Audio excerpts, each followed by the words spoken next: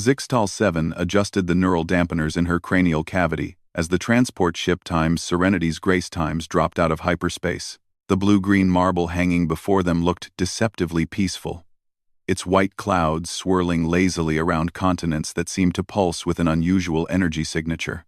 She had reviewed the preliminary reports 17 times during the journey, and each reading left her more confused than the last.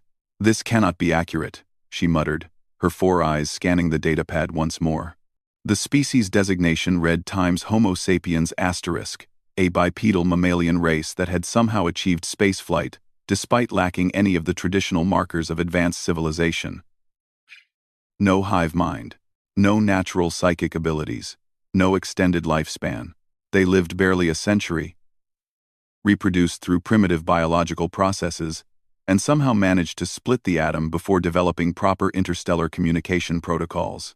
The Council of Harmonious Worlds had been monitoring this system for 3,000 rotations, watching with growing bewilderment as the humans went from discovering fire to launching primitive spacecraft in what amounted to an evolutionary blink of an eye. Most species took at least 50,000 rotations to achieve such progress. The Zephyrians took 80,000.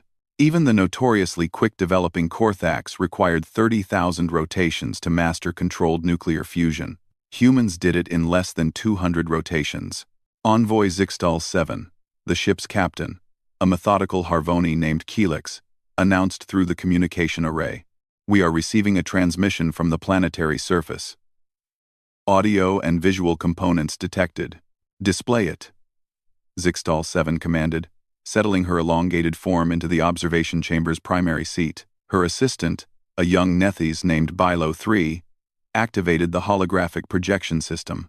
The image that materialized before them showed a middle-aged human male with graying hair around his temples and curious lines around his eyes that the preliminary reports called smile wrinkles.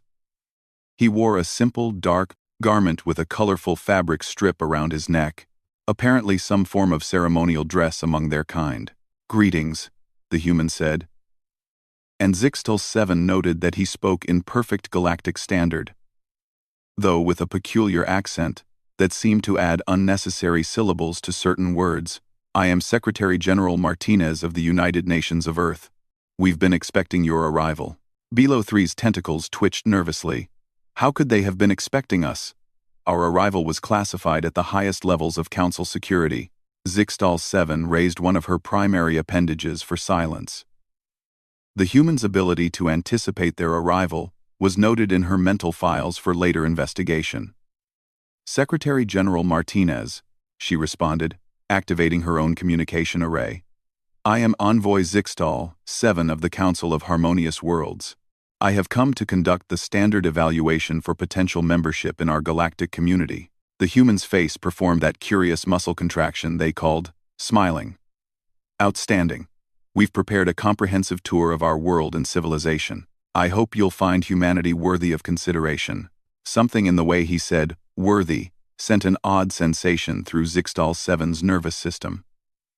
Most species approached Council evaluation with appropriate reverence and anxiety.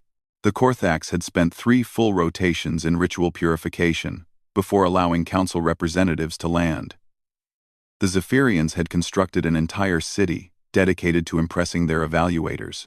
This human spoke as if he was inviting her to sample local cuisine rather than determine his species' fate in the galaxy. "We shall begin with landing protocols," Zixtal-7 announced. "Please prepare a suitable location for our vessel."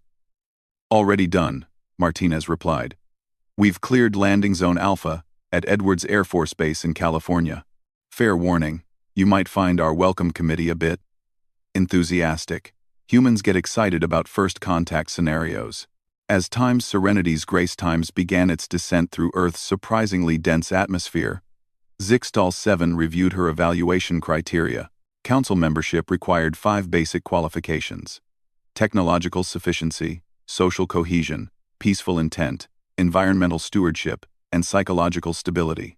From the preliminary reports, humans seemed marginally qualified on the first criterion and utterly lacking in the others. Their technology was impressive but chaotic. They had somehow developed faster-than-light communication before mastering basic weather control. Their social structure appeared to be a bewildering mess of competing nations, ideologies, and belief systems. Their history was an unbroken chain of warfare interrupted by brief periods of uneasy peace. They had apparently brought their own planet to the brink of ecological collapse multiple times, and their psychological profiles suggested a species-wide tendency toward irrational behavior, emotional decision-making, and something the reports labeled dangerous creativity. And yet they had achieved all of this impossible progress in less time than most species took to develop agriculture. The landing zone that materialized beneath them was certainly impressive. A perfectly smooth expanse of some artificial material stretched for kilometers in each direction, marked with precise geometric patterns that spoke of considerable engineering skill. But what caught Zixtal-7's attention was the gathering crowd. Thousands of humans had assembled to watch their arrival. They stood behind barriers erected at a respectful distance, but their energy was palpable even through the ship's sensors. Many held up small rectangular devices that apparently recorded images and sound. Others waved colorful pieces of fabric attached to poles. The noise level suggested considerable vocal activity, though the ship's dampeners made individual words impossible to discern. They appear to be celebrating, Below 3 observed, his voice carrying a note of confusion. Most species regard first contact with appropriate solemnity. Note the behavior for the report. Zixtal 7 instructed as she gathered her evaluation equipment. Prepare for disembarkation. The moment the ship's ramp lowered, Zixtal 7 understood why the preliminary reports had struggled to categorize human behavior. The sound that washed over them was unlike anything in her considerable experience. Thousands of voices raised in what could only be described as joyful chaos. Some humans were clearly chanting in unison. Others appeared to be singing, and still others were simply shouting enthusiastic greetings. Secretary General Martinez approached with a small entourage. But what struck Zixtal 7 most forcefully was his demeanor. He walked with the confident stride of someone greeting an old friend, rather than an alien being capable of determining his species' future. Behind him came a diverse group of humans, representing what appeared to be different ethnic variations and professional specializations. Envoy Zixtal 7, Martinez said, extending his right appendage in the human gesture called a handshake. Welcome to Earth. I hope you don't mind the crowd. Word leaked out about your arrival, and frankly we couldn't have kept people away with tanks. Zixtal 7 carefully extended one of her manipulator arms to accept the greeting, noting the firm pressure the human applied and the way he looked directly into her eyes despite the obvious biological differences between their species. Your people seem remarkably calm about this encounter, Martinez laughed. Another, uniquely human behavior that the reports had failed to adequately describe. It was a rhythmic vocalization that somehow conveyed amusement, pleasure, and social bonding simultaneously. Oh, they're not calm at all. They're absolutely thrilled. Humanity has been wondering if we were alone in the universe for thousands of years. Having that question answered is probably the most exciting thing that's ever happened to our species. As they walked toward what appeared to be a ground transport vehicle, Zixtal 7 found herself struggling to process the sensory input around her. The humans lining their path were indeed excited, but their excitement manifested in ways that defied her understanding of crowd psychology. Instead of the aggressive territorial behavior she might expect from a primitive species encountering potential threats, they displayed what could only be termed curiosity and welcome. Children, apparently the immature stage of human development, had somehow been allowed to attend this gathering. They pressed against the barriers with their guardians, pointing and asking questions in high-pitched voices that carried clearly across the space. Some held up drawings that appeared to depict spacecraft and alien beings, crude but enthusiastic artistic expressions of their imaginative speculation about life beyond their world. I must confess, Zixtal 7 said as they reached the transport, your species' reaction to first contact is unusual. How so? Martinez asked, gesturing for her to enter the vehicle. A sleek machine that appeared to hover slightly above the ground. Most species regard council evaluation with considerable anxiety. The implications of membership or rejection are quite significant for planetary civilizations. Martinez settled into the seat beside her as the transport began moving smoothly across the landscape. Oh, we're definitely nervous about the evaluation, but the way we see it, worry won't change the outcome. We are what we are, for better or worse. Might as well show you the best of humanity and hope it's enough. The casual way he spoke about his species' potential fate disturbed something deep in Zixtal 7's psychological framework. Every other species she had evaluated had spent considerable time and energy attempting to present idealized versions of their civilization. They constructed elaborate facades, hid their problems, and desperately tried to convince her of their worthiness. This human spoke as if he planned to show her everything, the good and the bad, and trust her judgment based on complete information. "Where are we going?" she asked as the transport moved through a landscape that seemed to blend natural vegetation with artificial structures in ways that suggested considerable environmental planning. "We thought we'd start with something uniquely human," Martinez replied. "A place that represents both our greatest achievements and our most sobering failures. Somewhere that might help you understand what drives us as a species." The transport climbed steadily into mountainous terrain, passing through ecosystems that appeared to be carefully managed rather than exploited. Zixtal 7 noted reforestation efforts, water management systems, and what appeared to be wildlife preservation corridors. Evidence that humans had at least recognized their environmental impact and were attempting mitigation. "Secretary General," she said, consulting her evaluation protocol, "I should inform you that council membership requires detailed examination of your species' history, particularly regarding conflict resolution and peaceful coexistence. The preliminary report suggests significant challenges in these areas." Martinez was quiet for a long moment, and when he spoke, his voice carried a different tone, more serious, more reflective. "Yes, I imagine they do. Humanity has a complicated relationship with conflict, Envoy. We've done terrible things to each other and to our world. We've fought wars over resources, ideology, territory, and sometimes just because we couldn't figure out how to stop fighting." The transport began to slow as they approached what appeared to be a collection of simple buildings arranged around a central courtyard. The architecture was unlike anything Zixtal 7 had seen in the council archives, not grand or imposing, but somehow deeply meaningful in its simplicity. "But we've also done something else," Martinez continued as they came to a stop. "We've learned to remember, to honor our mistakes as well as our triumphs, to face the worst of ourselves and try to do better." As they stepped out of the transport, Zixtal 7 found herself standing before a large stone wall covered with what appeared to be names. Thousands upon thousands of individual designations carved into the black stone with mathematical precision. Humans moved slowly along the wall's length, some touching specific names, others leaving small objects at its base.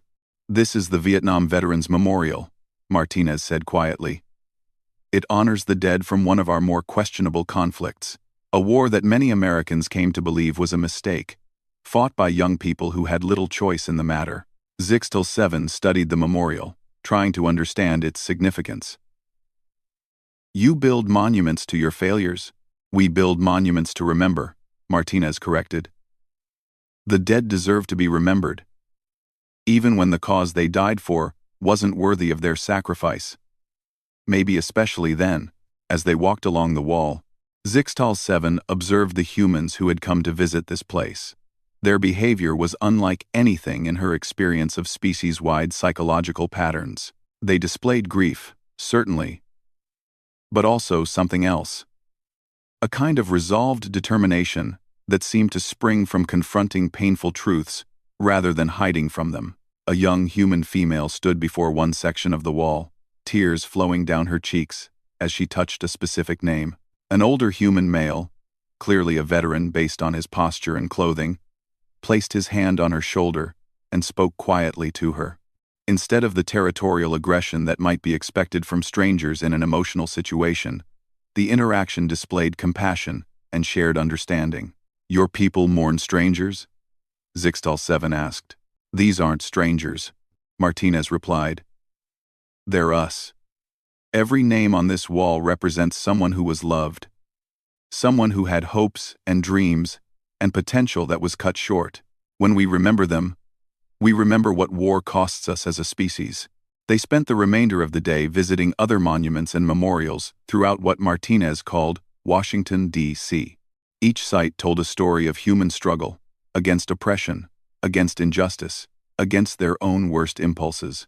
But what struck Zixtal 7 most powerfully was how these monuments existed alongside the functioning government buildings of what appeared to be a planetary federation. The humans had somehow constructed a political system that allowed for self-criticism and course correction. Their leaders worked in buildings surrounded by reminders of past failures and ongoing challenges. Their citizens were encouraged to remember the costs of their choices and demand better from their representatives. As evening approached and they prepared to return to the landing zone, Zixtal 7 found herself more confused than when she had arrived. Every standard evaluation metric suggested humanity was too chaotic, too conflict-prone, too emotionally unstable for council membership. Yet their ability to face their own failures and learn from them represented a kind of wisdom that most council species had never developed. "Tomorrow," Martinez said, as they walked back toward the transport, "we thought you might like to see how we handle disagreement in real time. Congress is in session, and we have several contentious issues under debate. Fair warning, it can get pretty heated." Zixtal 7's cranial dampeners pulsed with anticipation and anxiety. If today had challenged her understanding of human civilization, tomorrow promised to be even more bewildering. Behind them, the monuments stood silent in the gathering darkness, watching over a species that refused to forget its mistakes and somehow found strength in remembering its failures. The next morning brought Zixtal 7 to the human institution they called Congress, and within moments of entering the chamber, she understood why Martinez had issued his warning. The space buzzed with controlled chaos that would have sent most council species into sensory overload. Hundreds of humans occupied tiered seating arranged in a semicircle, all speaking simultaneously in what appeared to be passionate disagreement about something called environmental restoration funding.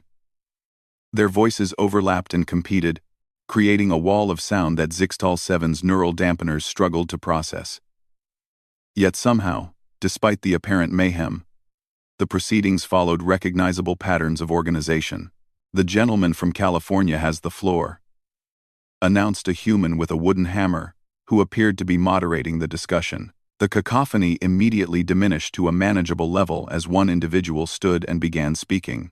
"Madam Speaker, the proposed legislation represents exactly the kind of forward-thinking environmental stewardship our planet desperately needs," the standing human declared.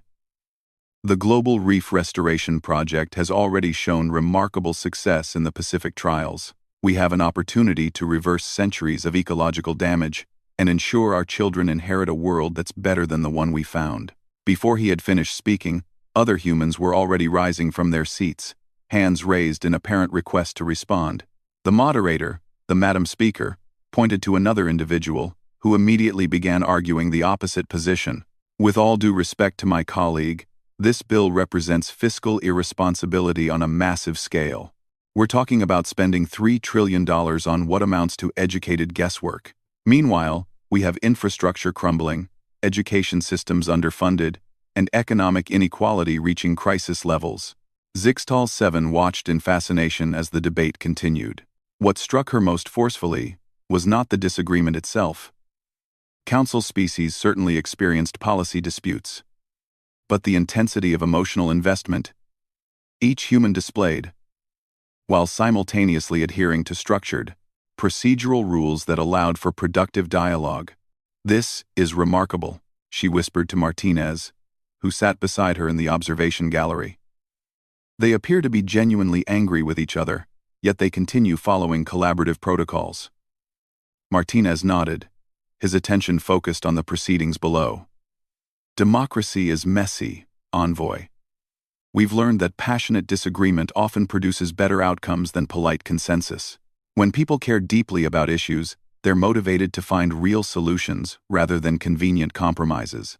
As the morning wore on, Zixtal 7 observed something unprecedented in her experience of interspecies governance. The humans arguing so passionately on the floor would periodically break for refreshment, during which former opponents would engage in friendly conversation, share family photographs, and collaborate on completely unrelated issues. One representative who had delivered a particularly scathing critique of the environmental bill was later seen working closely with her target to develop amendments to education policy. They laughed together as they reviewed documents, displaying the social bonding behaviors typically associated with packmates rather than ideological opponents. How do they separate personal relationships from policy disagreements? Zixtal 7 asked. Practice, Martinez replied simply, and the understanding that we're all trying to solve the same fundamental problem: how to build a society that works for everyone. We just disagree about methods. During the lunch break, Martinez arranged for Zixtal 7 to meet privately with several representatives from different political factions. The experience proved even more bewildering than the formal proceedings. Representative Chen, who had argued forcefully for increased environmental spending, sat across from Representative Williams, who had opposed the measure with equal passion. Between them sat Representative Okafor, who had proposed an alternative approach that neither of the others initially supported. The thing you have to understand, Chen explained, gesturing with what appeared to be a sandwich constructed from multiple food components, is that we all want the same thing: a healthy planet for future generations. We just have different ideas about how to get there. Williams nodded enthusiastically while consuming what Martinez had identified as pizza. Exactly. I'm not opposed to environmental restoration. I'm concerned about economic disruption. If we bankrupt ourselves trying to fix the environment, we won't have resources to maintain the social programs that keep people fed and housed while the restoration work is happening. Okafor, who was eating something called sushi with remarkable dexterity using 2 thin sticks, added, which is why my proposal focuses on public-private partnerships that can generate revenue while accomplishing environmental goals. We can create jobs and restore ecosystems simultaneously. What followed was 90 minutes of intense collaborative problem-solving that incorporated elements from all 3 positions. They drew diagrams on napkins, referenced data from their personal communication devices, and gradually constructed a framework that addressed each representative's core concerns while advancing their shared environmental goals. Will this be the version that's ultimately adopted? Zixtal 7 asked. All 3 humans laughed, that peculiar vocalization that seemed to serve multiple social functions simultaneously. Probably not, Chen admitted. This will get torn apart by 12 different committees, revised by the Senate, amended by special interest groups, and compromised into something none of us completely recognize. But it'll be better than what any of us could have developed alone. The afternoon session proved even more enlightening.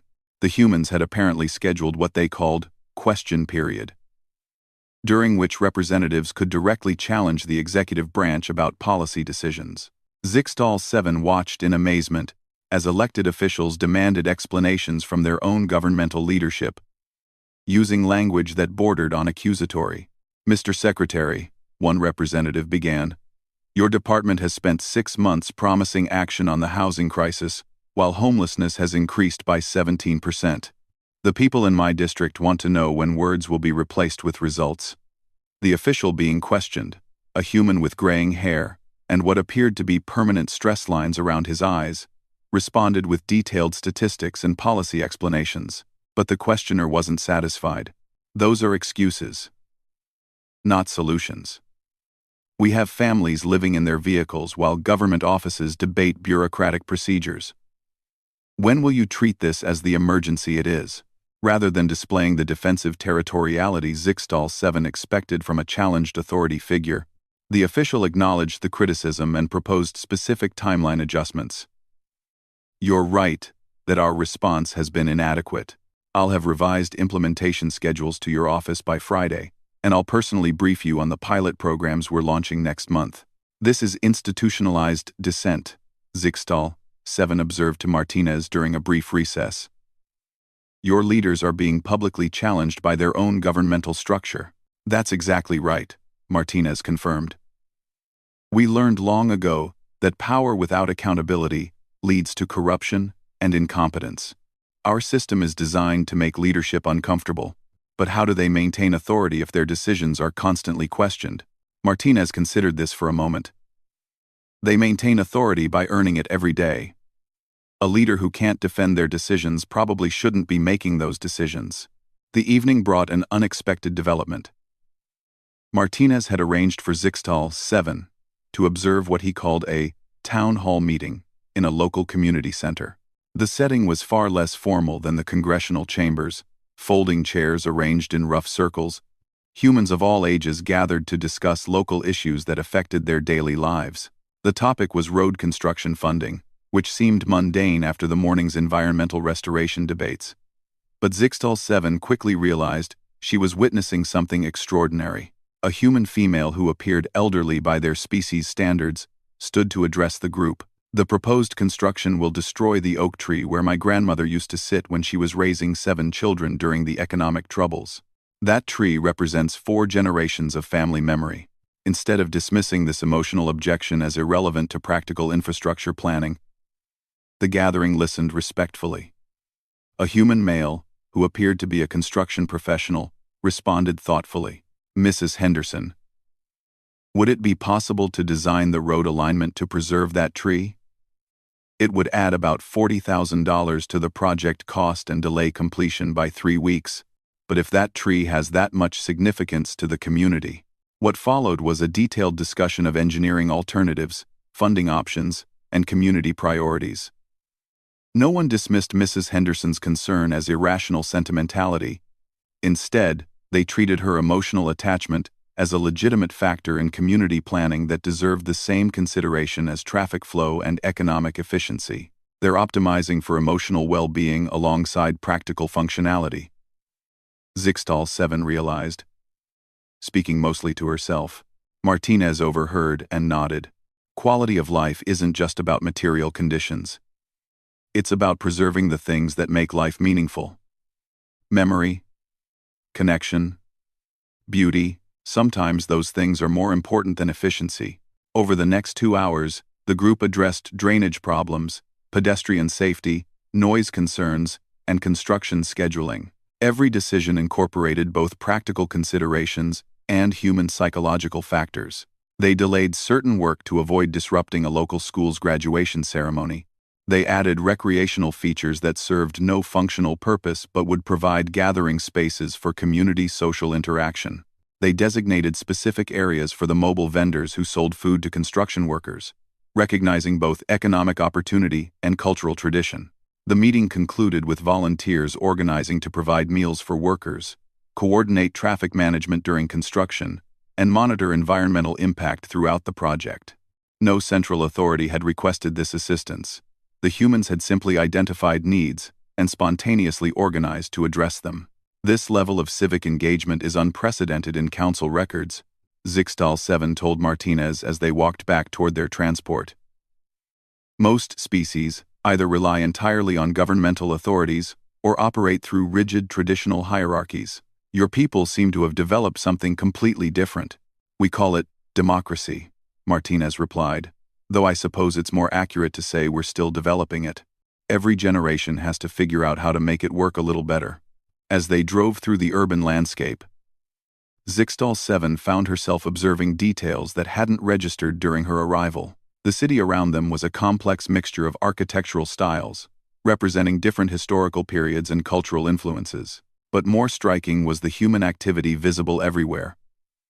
People gathered in small groups on corners, children playing in designated areas, individuals pursuing what appeared to be artistic or recreational activities. Your cities are designed for social interaction, she observed. Eventually, Martinez laughed. We made a lot of mistakes first. Spent decades building cities for vehicles instead of people, separating residential areas from commercial and recreational spaces. We had to tear down a lot of bad planning and start over with human psychology in mind. They paused at an intersection where several humans had gathered around a street musician, an individual producing rhythmic sounds with various instruments, while others contributed money to a container at his feet. The music was complex and emotionally evocative. But what caught Zixtal 7's attention was the diversity of the audience. Humans of different ages, ethnic variations, and apparent social statuses stood together, united in appreciation for artistic expression. Art appears to have significant cultural importance, she noted. Essential importance, Martinez corrected. We figured out that civilizations without beauty and creativity eventually lose the will to survive. Technical progress means nothing if life isn't worth living. As they continued toward her lodging facility, Zixtal 7 reviewed the day's observations.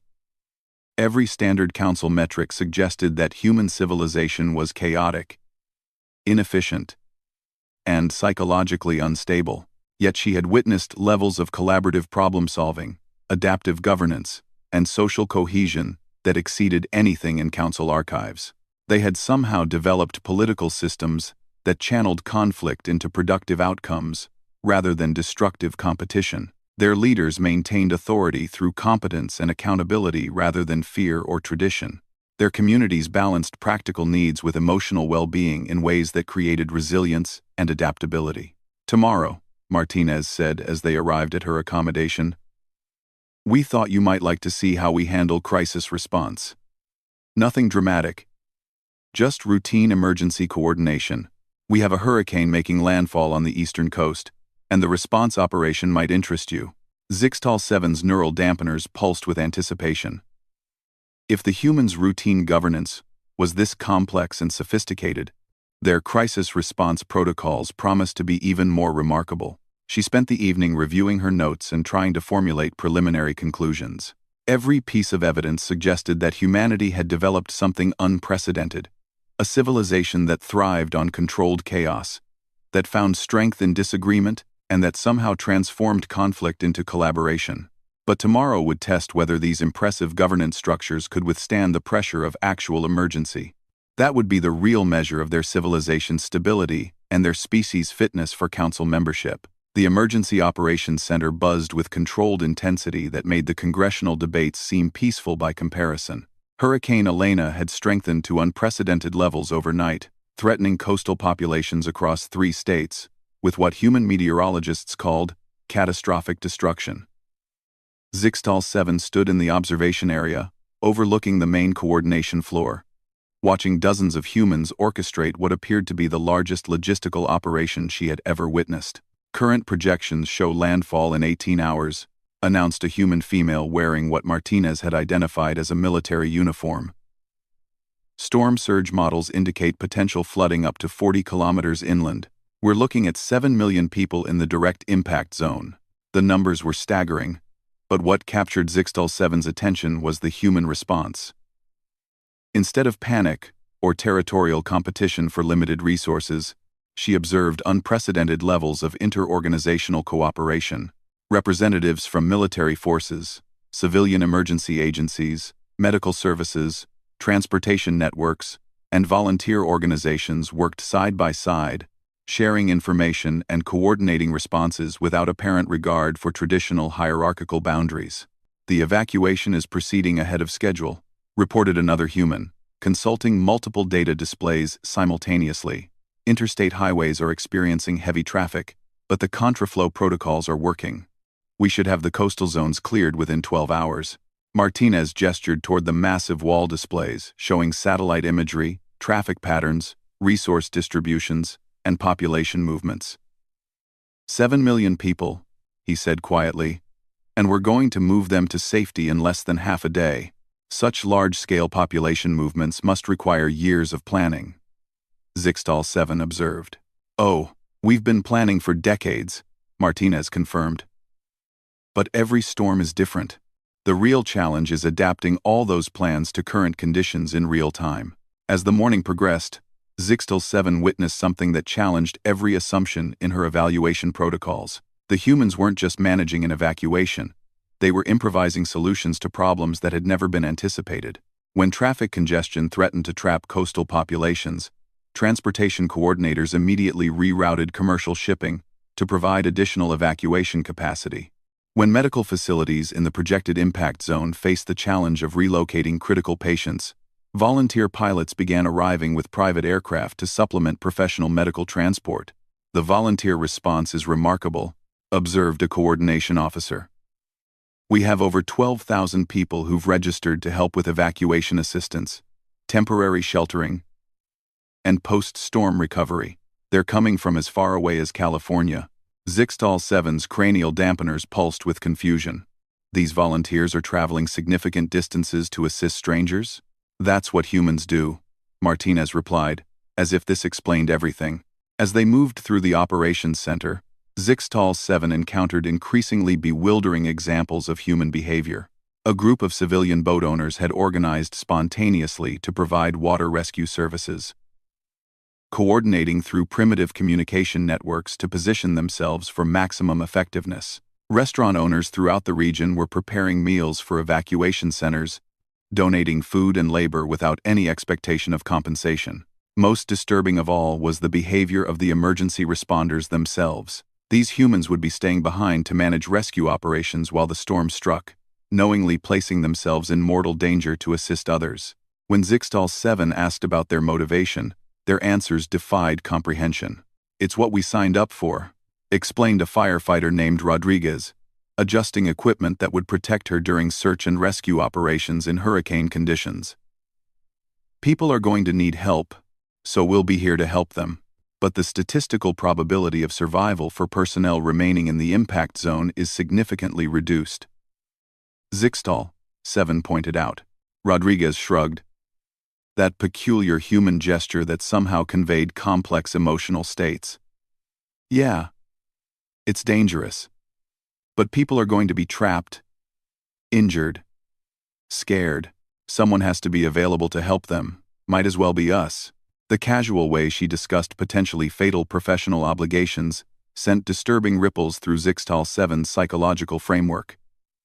In her experience of galactic civilization, individuals might sacrifice for immediate family units or close tribal affiliations. But these humans were preparing to risk their lives for complete strangers, apparently considering such behavior normal rather than heroic. Afternoon brought the most challenging observations yet. Martinez had arranged for Zixtal 7 to accompany a medical evacuation team responsible for relocating patients from a coastal hospital. The complexity of moving critically ill humans during a natural disaster required technological coordination that impressed even council standards. But technology wasn't what left Zixtal 7 struggling to process what she witnessed. The evacuation team encountered an elderly human male whose life support systems were too complex to relocate safely. Standard protocols suggested that such individuals might need to remain behind with minimal support staff, accepting elevated risk as an unfortunate necessity. Instead, the medical team spent 47 minutes developing alternatives that would allow them to maintain full life support during transport. "We don't leave people behind," explained Dr. Sarah Kim as her team jury-rigged portable power systems to support the complex medical equipment.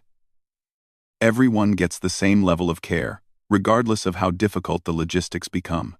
When Zixtal 7 suggested that the delay might endanger other patients waiting for evacuation, Dr. Kim looked at her with an expression that somehow conveyed both patience and incomprehension. "Then we work harder to make sure everyone gets evacuated safely. We don't choose who gets saved and who doesn't."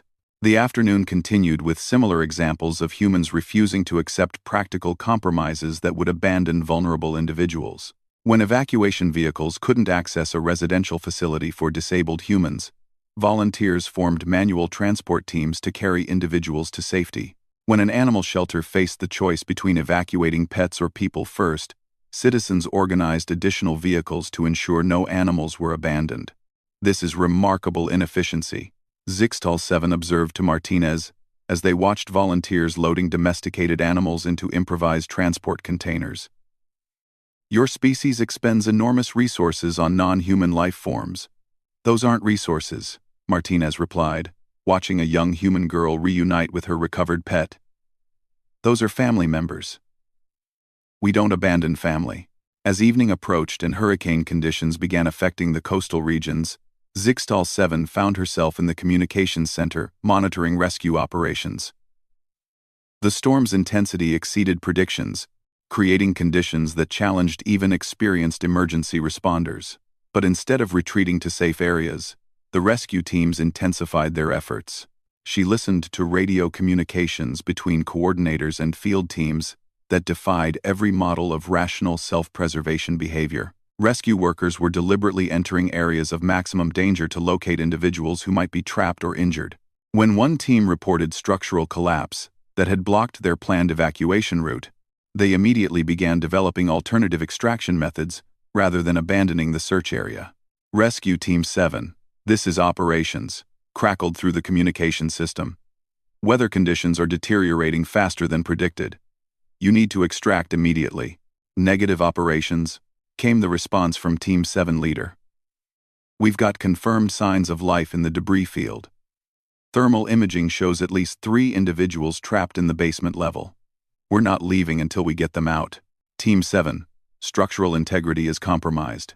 The building could collapse completely at any moment. Understood operations. We'll work faster. Zixtal 7 found herself unable to process what she was hearing. These humans were knowingly accepting potentially fatal risk to save strangers. Not genetic relatives. Not pack members. Not tribal allies. Complete strangers whose only connection to the rescue workers was shared species membership. Why do they do this? She asked Martinez, her voice carrying stress harmonics that her translation system struggled to modulate.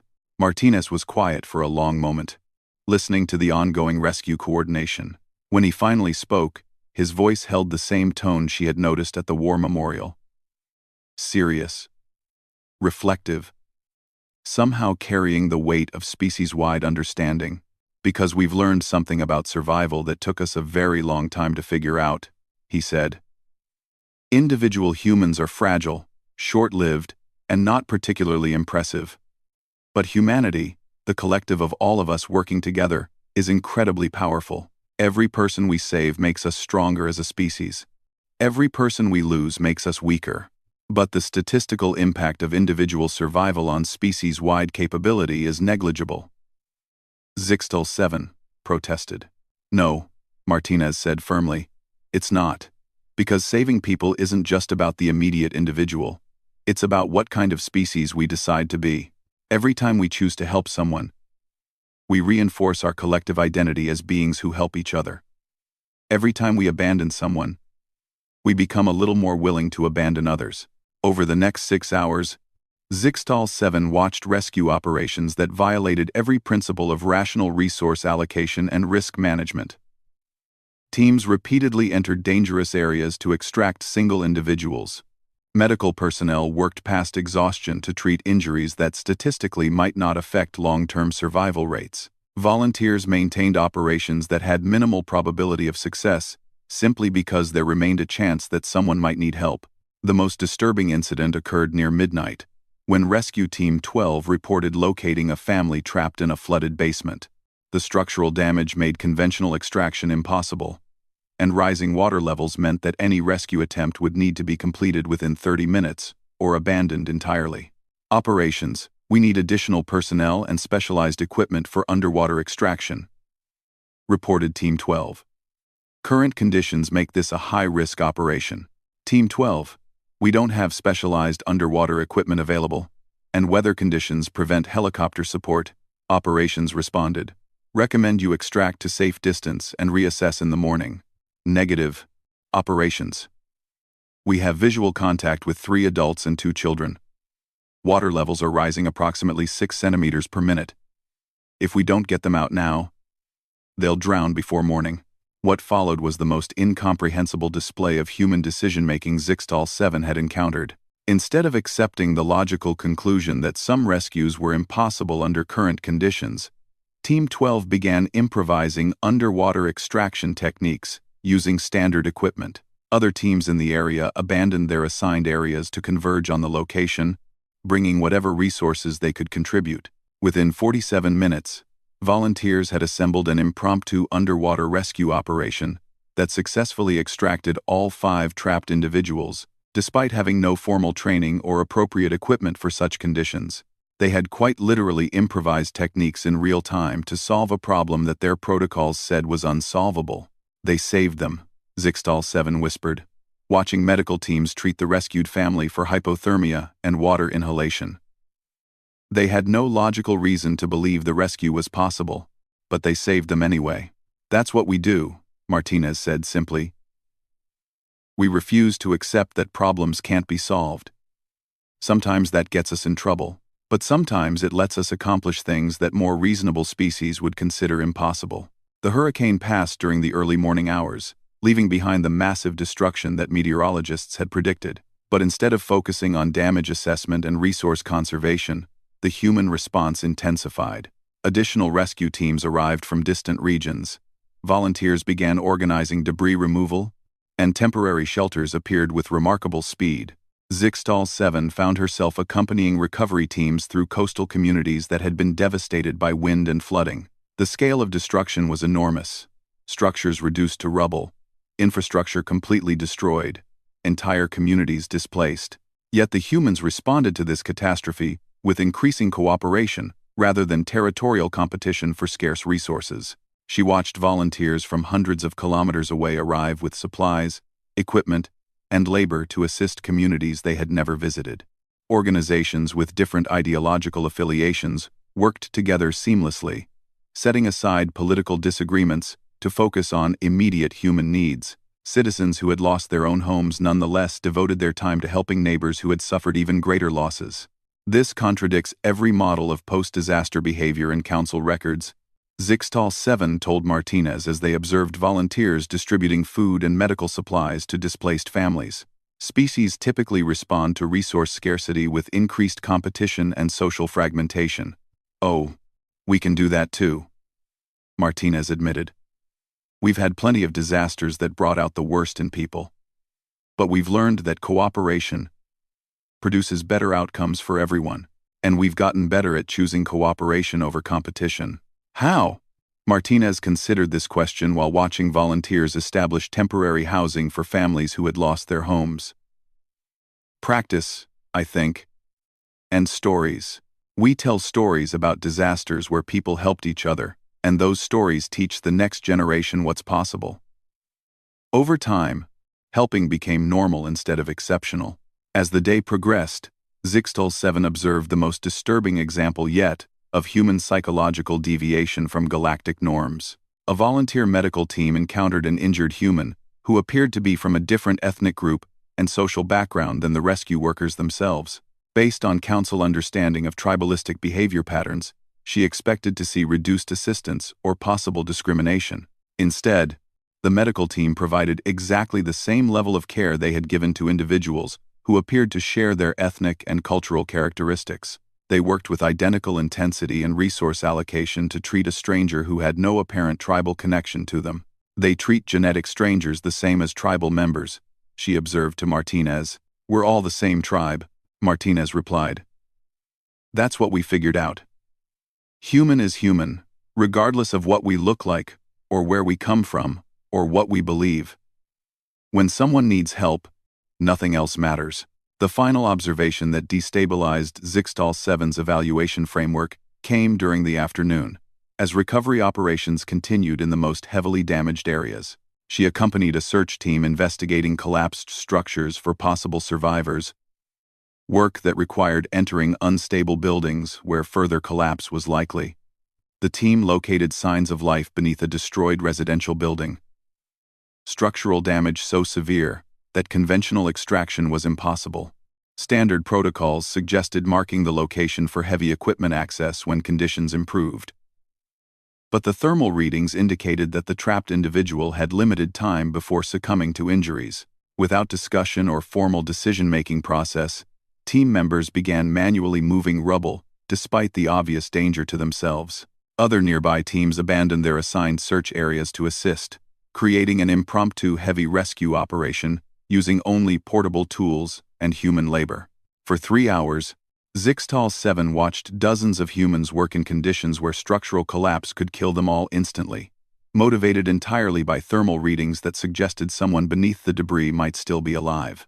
They had no visual confirmation, no communication with potential survivors, and no guarantee that their efforts wouldn't result in additional casualties. They worked anyway. When they finally created an access route and extracted an unconscious elderly human female, Zixtal 7 realized that her evaluation protocols had no category for what she was witnessing. The statistical value of saving one aged individual was negligible in terms of species survival. The risk to multiple healthy rescue workers was strategically irrational. The resource expenditure was economically inefficient. Yet every human involved acted as if this rescue was the most important thing they could possibly be doing. "I don't understand," Zixtal 7 told Martinez as medical teams worked to stabilize the rescued woman. The rational approach would have been to mark the location and return when conditions permitted safe excavation. The risks outweighed the potential benefits by any mathematical analysis. Martinez was quiet for a long moment, watching medics carefully transport their patient toward a treatment facility. When he spoke, his voice carried that weight of species-wide understanding that Zixtal 7 was beginning to recognize. "Mathematics can't measure what it means to be human," he said. "That woman beneath the rubble wasn't just one individual. She was someone's grandmother, someone's mother, someone's friend. She had memories and experiences and knowledge that no one else in the universe possesses. When she dies, all of that is lost forever. But all individuals are ultimately lost to mortality," Zixtal 7 pointed out. "Death is the universal constant." "Yes," Martinez agreed. "Which is exactly why every moment of life is precious beyond calculation. We can't prevent death, but we can refuse to let it happen without a fight. We can insist that every human life matters enough to risk everything trying to save it." As they returned to the operations center for final briefings, Zixtal 7 found herself unable to process the full implications of what she had observed. Humanity had responded to natural disaster not with efficient resource management or rational risk assessment, but with what could only be described as massive, coordinated irrationality that somehow produced superior outcomes to logical approaches. They had saved lives that mathematics suggested weren't worth saving. They had accepted risks that threatened their most capable individuals to benefit their least productive members. They had allocated enormous resources to emotional considerations that served no practical survival function. And it had worked. Not only had they evacuated 7 million individuals from the hurricane's path, they had done so while losing fewer lives than statistical models predicted. Their improvised rescue operations had saved people that conventional approaches would have abandoned. Their post-disaster recovery was proceeding faster than similar efforts by more technologically advanced council species. Secretary General Martinez, Zixtal 7 said as they prepared to conclude the day's observations, "I must inform you that my evaluation will require additional time to complete. Human civilization presents unprecedented characteristics that don't align with standard council assessment protocols." Martinez smiled. That expression that had become familiar over the past 3 days. "Take all the time you need, Envoy. We've waited this long to learn if we're ready for galactic community. A few more days won't matter." That evening, alone in her quarters, Zixtal 7 attempted to compile her preliminary report. Every line of analysis led to the same impossible conclusion. Humanity was simultaneously too chaotic for council membership and too sophisticated to reject. They violated every principle of rational civilization while achieving outcomes that surpassed more logical approaches. They were psychologically unstable beings who had somehow created the most stable cooperative framework she had ever observed. They were individually weak creatures who had developed collective strength that exceeded any species in council records. They were short-lived primitives who displayed wisdom that council species had needed millennia to develop. Most disturbing of all, they were apparently willing to die for complete strangers based on nothing more than shared species membership. As she reviewed 3 days of observations, Zixtal 7 realized that her evaluation had fundamental implications beyond simple council membership. If humanity represented a viable alternative to council civilization models, then everything the galactic community understood about social development, cooperative behavior, and species advancement required re-evaluation. The humans had achieved something unprecedented. A civilization that thrived on controlled chaos, found strength in disagreement, and treated individual life as more valuable than collective efficiency. They had somehow transcended the traditional choice between stability and adaptability by creating systems that were simultaneously both. Tomorrow would bring her final meetings with human leadership before she returned to the council with recommendations that would determine humanity's future in galactic civilization. But tonight, Zixtal 7 found herself wondering if the real question wasn't whether humanity was ready for the council, but whether the council was ready for humanity. Outside her window, The lights of human cities stretched across the landscape. Millions of individual lives pursuing their own purposes, while somehow maintaining the collective cooperation that had built this impossible civilization. Somewhere in those lights were rescue workers still searching for hurricane survivors, volunteers organizing recovery efforts, and citizens already planning how to rebuild their communities stronger than before. For the first time in her career as a council evaluator, Zixtal 7 found herself wondering not just what her report would recommend, but what she could learn from the species she was supposed to be judging.